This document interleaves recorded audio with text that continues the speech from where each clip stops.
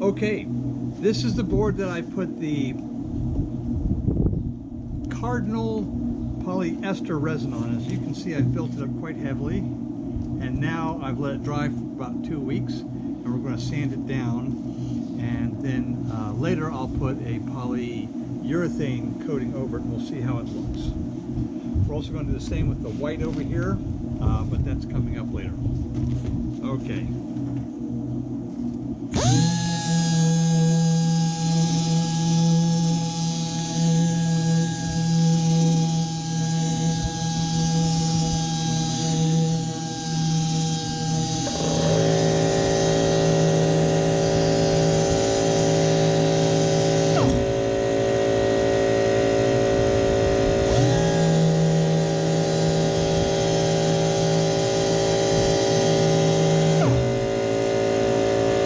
Notice that it powers up very nicely.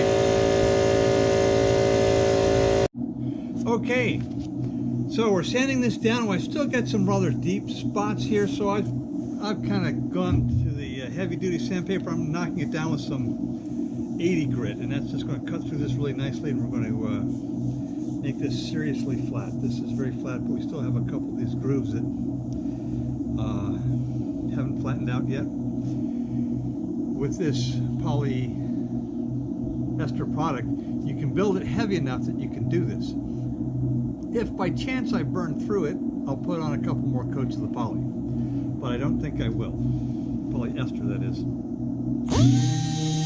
Okay, so I've sanded this down with the 80 grit, and now I'm going to back up to the 240. I'm getting close to the end, and I want to start transitioning some of those heavy scratch marks that the 80 grit has left. Pardon the dog in the background. This is my... Okay, I've taken this down now with the 240, and it is very flat.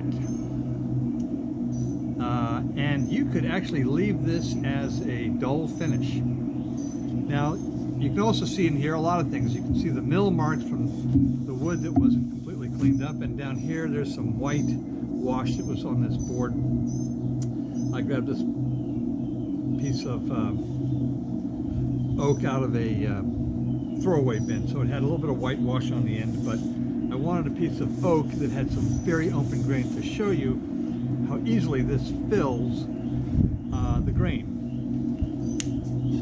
Okay, I'm going to continue sanding this down a little bit more, just because I want to get it even smoother before I top coat it. And we're going to sand it with some 400. If you're going to top coat it, you don't really need to go this far. I'm just going to get it a little bit smoother.